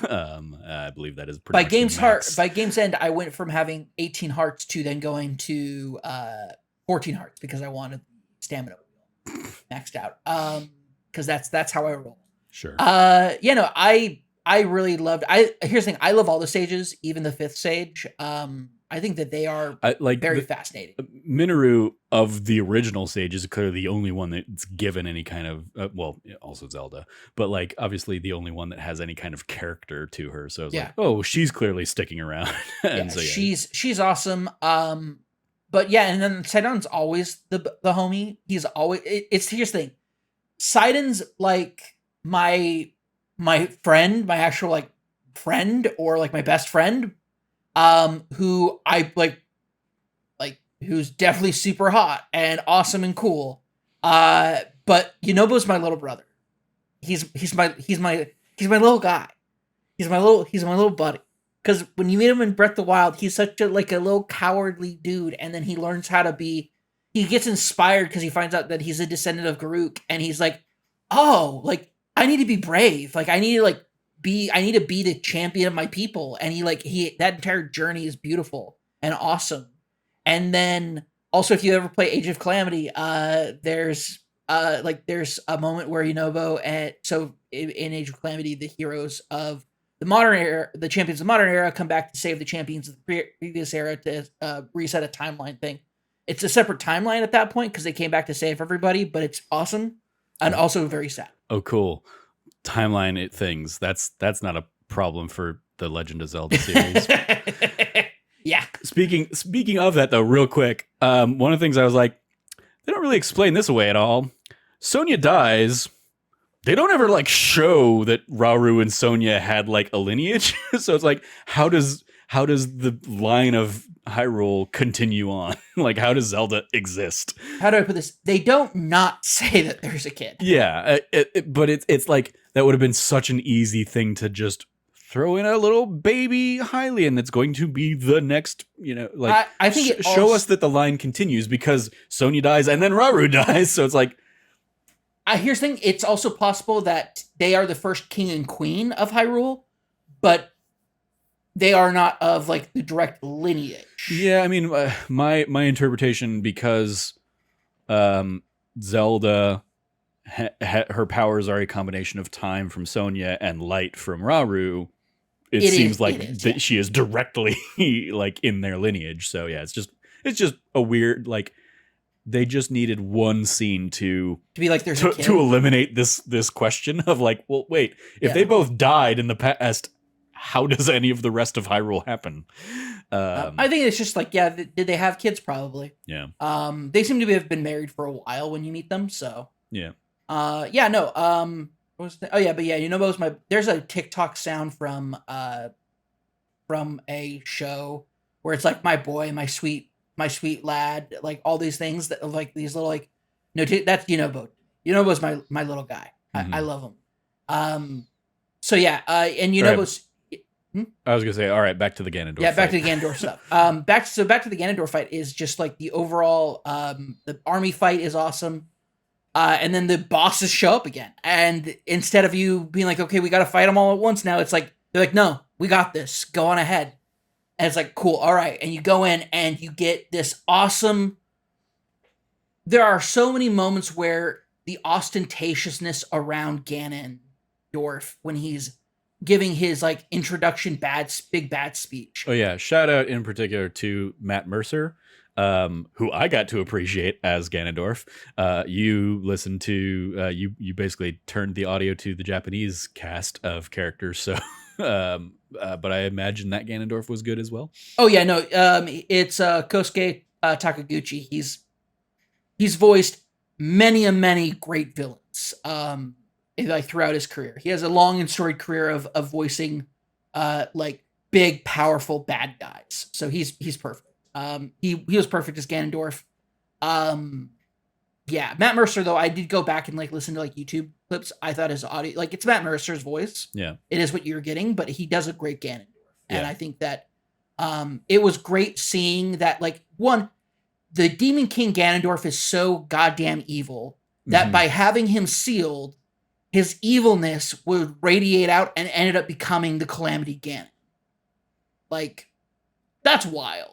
That like that evil intent and like all of that is like foundational to like, oh yeah, we fought the big bad Calamity Ganon. Yeah, what's worse, the thing that he came from. Love that idea and kind of like theory about it. They've never like confirmed it, but I feel like it's pretty on the nose. Yeah, it's also that does touch on a point of like it's also very weird that like nobody in Hyrule seems to reference the things that happened a couple years ago, and like all the divine beasts have just disappeared. All of the old shrines have just disappeared. It's like this is weird. This is weird It's that weird. all of that stuff's gone. Also, give me my motorcycle back. I want I worked hard for that motorcycle. Why do I not have you my paid motorcycle? money for that motorcycle. I paid and I got it for all of like 5 minutes in the other game before I was like, well, this is the very last thing I've done in this game. So cool. Got a motorcycle now. Yay. Yeah. I did appreciate, and I call this out in my Let's Play on it. I did very much appreciate that, like, in addition to like your horse is carrying over from a past save, if it reads that you did the Champion's Ballad and put the image that you get at the end of Champion's Ballad, it'll be in Zelda's house.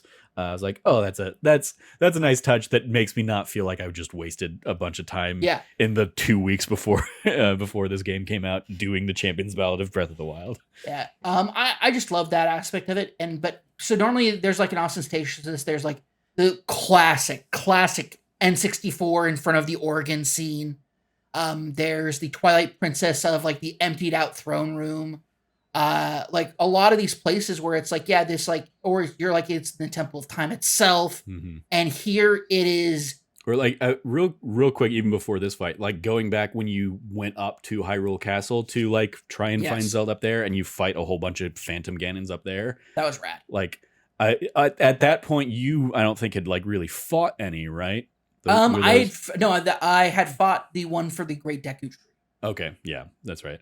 So yeah, but that was like, one that I fought. Exactly. It was you fought. That was the Great Deku Tree was the first one you fought because you kind of had to at that point. Yeah. And then this one suddenly throws like, all right, 10 at you in like a couple waves of 5.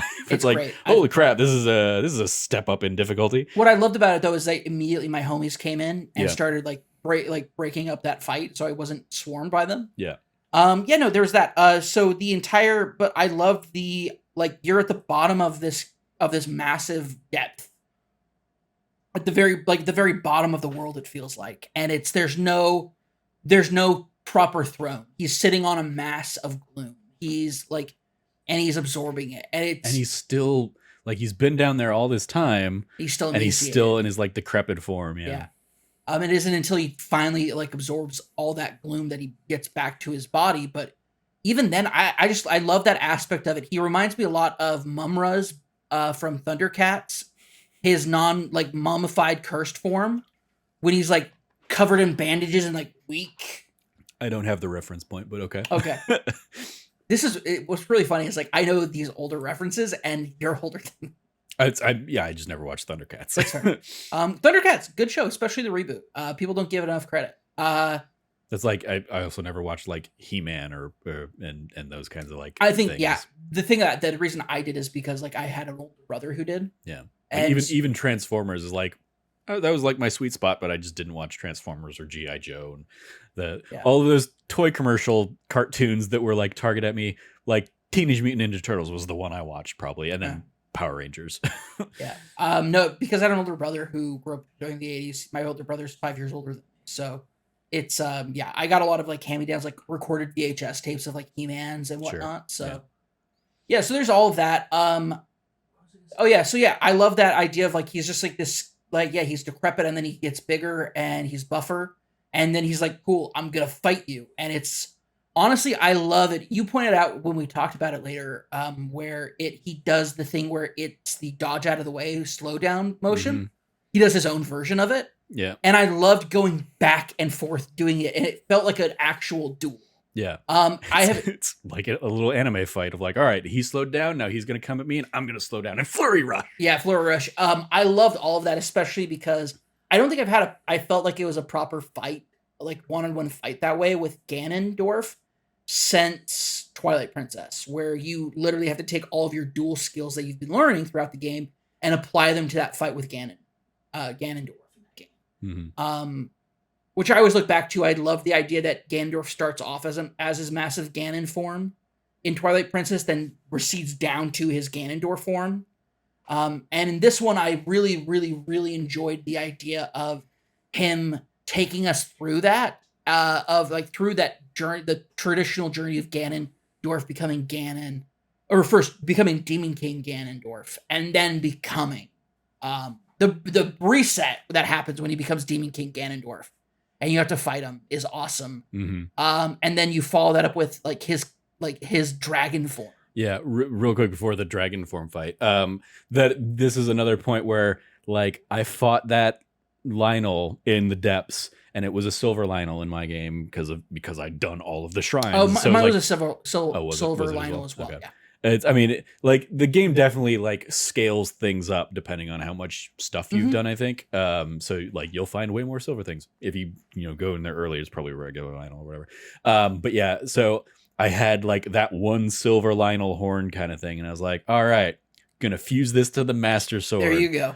Gonna eat. I'm full up on hearts, but I'm gonna go ahead and eat a meal that I made that's gonna give me 3.5 minutes of like triple extra strength. And so like, all right, bring it on, Ganon. And I like his first form before he turns into like Demon King Ganon. Probably like 4 hits with the Master Sword and he was done. I was like, nice. There will be a Let's Play so you can count it eventually, I'm sure. But it was like, I definitely like did it. I was like, oh, I'm definitely overpowered for this guy right now. Yeah. Perfect. And then, he turns into Demon King. And then like, even that still, like when he starts like, doing the dodge out of the way, it's like, okay, that's a new wrinkle in this, but I'm still beating the crap out of him. So yeah. I really love that fight, especially so I didn't have as many hearts as you. So every time I got hit, I lost a heart to gloom. And I love that aspect of like it put some real measure of danger there for me, and I really dug and enjoyed that. That is just, it's such a fun and awesome time fighting that way through it, and then finally getting to the dragon fight. Yeah, as like you defeat Demon King Ganon. I was like, all right, that still seemed too easy. And admittedly, like I was like, all right, is it too easy, or am I just super overpowered because I've done everything else leading up to this, basically? And then he goes mad and he starts like ripping the thing, and I was like, oh yeah, he's gonna eat this too. And then we're gonna have to fight a dragon immortal Demon King. How's that gonna play out? And then you get up there, and that's a fun like final Zelda comes in to give you the aid like she does in almost every Zelda game. Normally it's earlier in the fight. Normally she gives you a light bow arrow kind of thing. Yeah. As in the last game or in Ocarina of Time. Yeah. I also appreciate like going back real quick to like the monster Demon King's like monster army. I appreciated that it wasn't just, all right, you did all the divine beasts, here's half of his health off. It was okay, we're not taking any health off, but you have all of these allies to join you and make this an easier fight. I thought that was another great like improvement over the last game. Without a doubt, yeah. There's that, and then also just so when I did the fight with the dragon fight, I was gonna say, so dragon fight. How did you try and approach the dragon fight there, Cam? I thought I had to stab him in the head. So I went right down out the gate. Yep. You're right out of the gate. I leapt off, went down to the head, and tried attacking, and got gloomed to death, and had to restart the fight. And then I realized that he has like the pustules on his back. Yeah, that you have to attack. Those were pretty bright and glowing as I was like making my descent on him. I was probably heading for the head first too, and I was like, oh wait, those look like classic Zelda weak points that I should probably go and like take those. Here's the thing: he was rising at the time, so he was on an angle. Yeah. Gotcha. And also I leapt off pretty early on in that fight because I'm like, let's do this. Yeah. I'll also say like my initial approach was like, okay, I'm going to go attack, the one at the end basically, and then I'll work my way up towards the head. And so I get to but I'm like, all right, but he looks like an entire creature of gloom. So I'm not going to land on him. I'm going to like, basically get right above there and just kind of like pick them off with arrows or whatever. And I start like shooting arrows, and they're just doing like pittance of damage on the pustule thing. And I'm like, all right, this sucks. Let me, I've got plenty of hearts. I can take some gloom. I'll be fine. Also, we're outside, so the gloom's gonna go away anyway as soon as like I get off of this thing. And so I and then like whack him once with the sword. I'm like, oh, that's the way to do it, because like that just took out all of the health. Yep. I was like, cool. Yeah. Yes. Very fun, like final variation of that fight. Yeah, absolutely. Much appreciated. Yeah. And then yeah, we magically saved Zelda and got our arm back. So that was a Yep. nice little thing. And I think it just has a very lovely ending. I think it was left. I was like, I wanted a little bit more. Like, I really loved Breath of the Wild's reveal. If you got all the memories of Zelda being there with you and you going off that adventure, Mm-hmm. I could have gone with another one of those. But I do think that the ending you get is very sweet and very to the point. It is a goodbye to Rauru and Sonia. It is a like a culmination of these times of trouble are over, and there's like and it ends in a very You get everybody up on the Temple of Time. yeah, everybody up on the Temple of Time, and everything's just really really sweet. I really liked it. It was great. Yeah, nice. What do you think? What do you think they have in store for expansions? I don't know. That's a really great question. I'll be honest. I think a cool expansion could be something in the past. But also I think a cool expansion stuff could just be like post game adventures with Zelda. I don't really think there's anything like any kind of like thing to like left turned over that isn't covered in some way. I mean, I don't think they're gonna do that, because if you load the game back up, you're back before fighting Ganon, Sure. of course. So I'm- she's still a dragon in the Yeah, sky. I'm literally like throwing Yeah. out spitballs here because I really don't know what they could do going Yeah. forward. Champion's Ballad or like the Master Sword trials. Yeah. They did the last time around. Like I can see them doing like another Master Sword trials, Yeah, me too. but I don't know what you would do about the Champion's Ballad thing. My guess is a Champion's Ballad would be like trying to actually flesh out who those original sages were. But it's also like the reward for doing the Champion's Ballad was like decreasing the cooldown time on the abilities that they gave you. You don't really need that for this. No. As it is, like you can get the Sage's Will, and if you get 4 of those, you can basically like improve one of the Sage's attacks. I did that with like a couple of the Sages.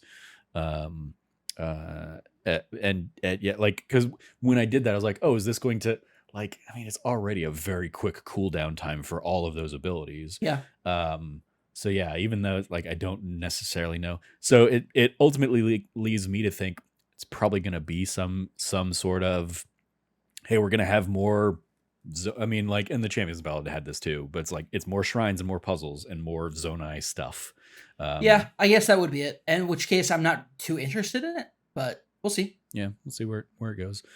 All right. Any final thoughts before we wrap up here, Cam? Yeah, I think this is a fantastic game. If you've been listening through this podcast, I really hope that you've played it. But I think this is definitely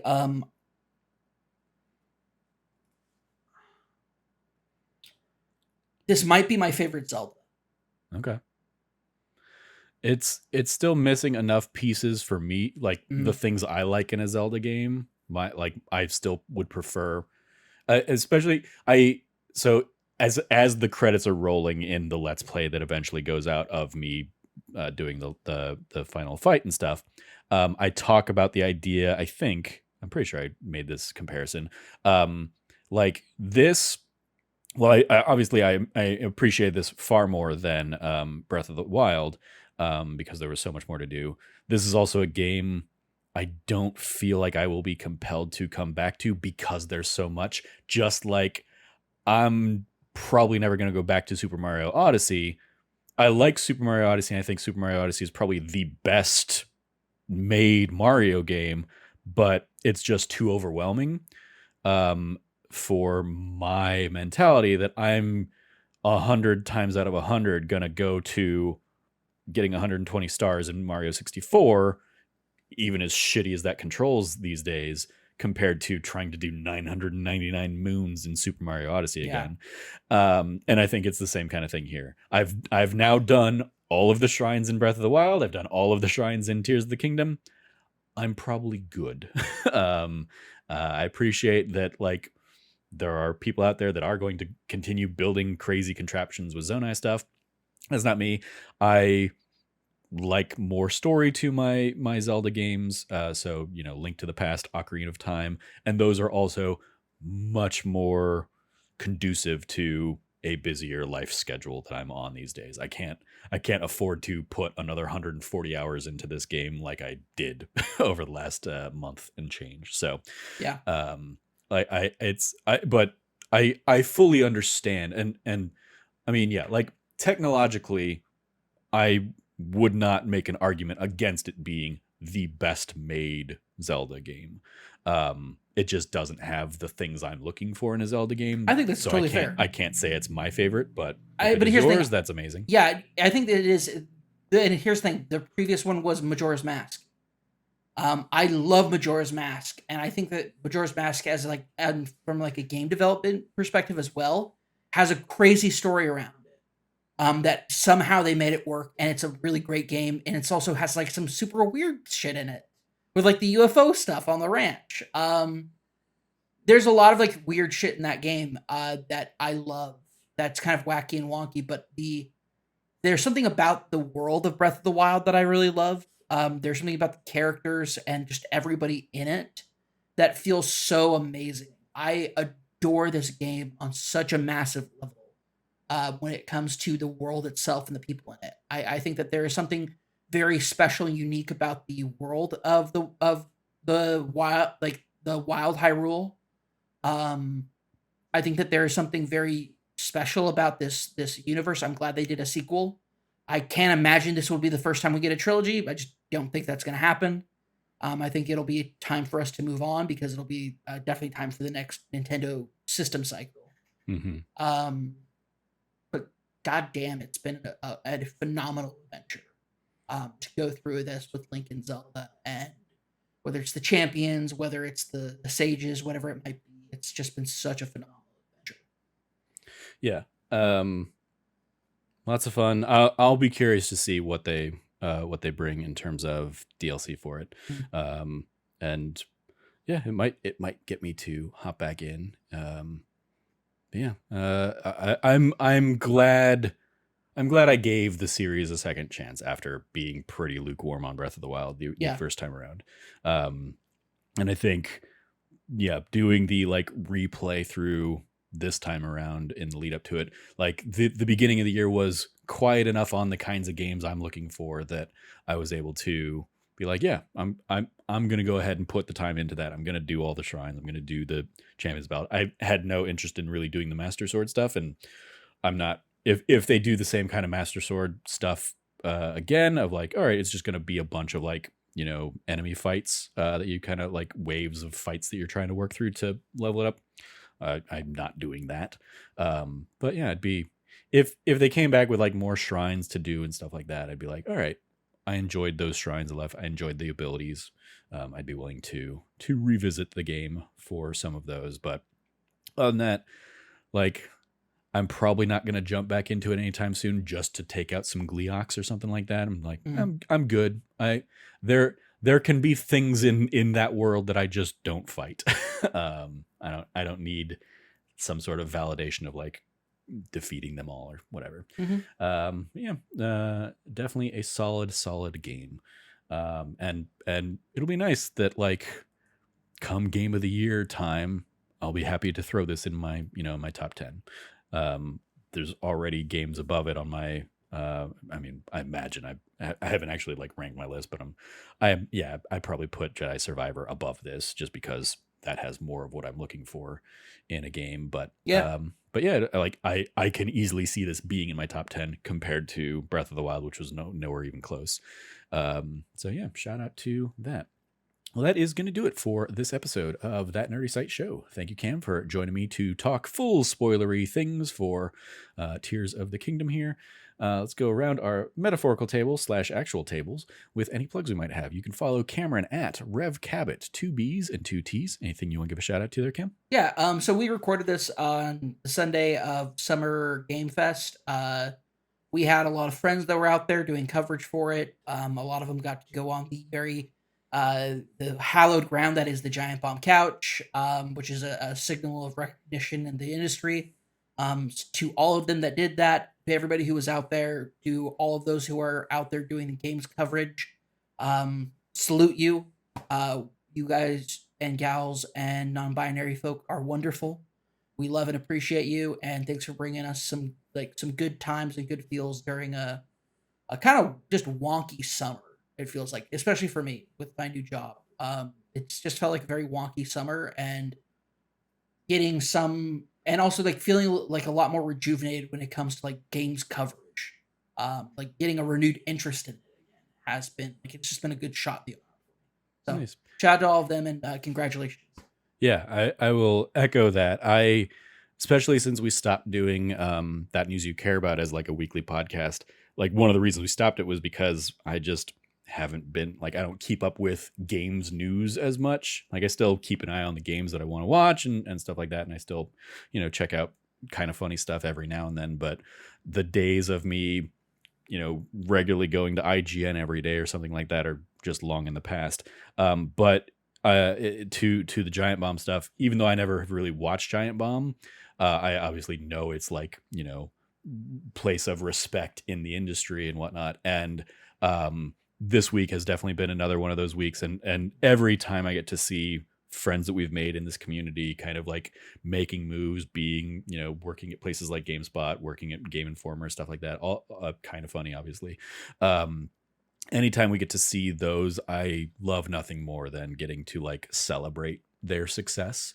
And just it makes me so proud seeing like all of our friends that got to do this. Especially like it's also the realization of like so many of them have made these moves since the last time I saw them. Yeah, that's probably the bigger one. The pandemic, there was a major shift in our kind of like amateur level podcast community of major shakeups that happened, and I guess we could call them acquisitions that they got, or call ups if you want. You could call it that. They got called up to the big leagues, the majors, and like massive shout out to them. They all deserve it. Every single one of them deserve it. They're incredible, talented people, and it's great seeing that recognition from honored and like people who have been in the industry for a long time, recognizing that in them and pulling them up. Yeah, it's the the passing of the torch between generations that we so often get to see in the games industry because admittedly it is a very volatile industry, and a lot of the people that are in there now are going to probably be in PR in the next couple of years because so many jobs keep going away. But for those of our friends that are making it and are making those moves, it is always a delight to see. And I wish nothing but the best for them. And our friends who are there doing things on the PR side, the industry side of things, also shout out to them. They're amazing as well. Indeed. In addition to that, if you want more Tears of the Kingdom, you can watch my ongoing series every Tuesday and Thursday right now. We're basically doing that as both of our regular Let's Plays, as well as you can still see Cameron's Jedi Fallen Order series that is going out on Wednesdays. Remember to shoot over or get that episode uploaded, Cam. That's definitely not happening tonight. Yeah, no, that's fair. But yeah, this last week I did the Zora domain stuff. So I believe this coming week will be me going to reunite with Yunobu and then the Fire Temple. So yeah, stay tuned for all of that on Tuesday and Thursday this week. And then yeah, we got probably, I guess, another couple weeks beyond that that I need to basically finish editing and get uploaded. Also, in a couple hours from when I'm saying these words, the Final Fantasy 16 demo will be going live, so I'm probably going to stay up late. And so there will probably also be a Final Fantasy 16 demo Let's Play bonus episode that goes up on Monday, just so I can rub that in Cameron's face, because he's got to sleep and has a work tomorrow. So not all of us get to have their weekend be Sunday, Monday. Haha. This is like the one time it pays off for me. It's this, and I can run errands on Mondays. That's pretty much it. But yes, so stay tuned for all of that. You can go find all of us, all of our latest content over at That Nerdy Site, or go to thatnerdysite.com. Once again, if you liked what you heard, please remember to rate, review, like, subscribe, share the podcast with your friends, all that fun stuff. Thank you for listening. As always, stay nerdy and be good to each other.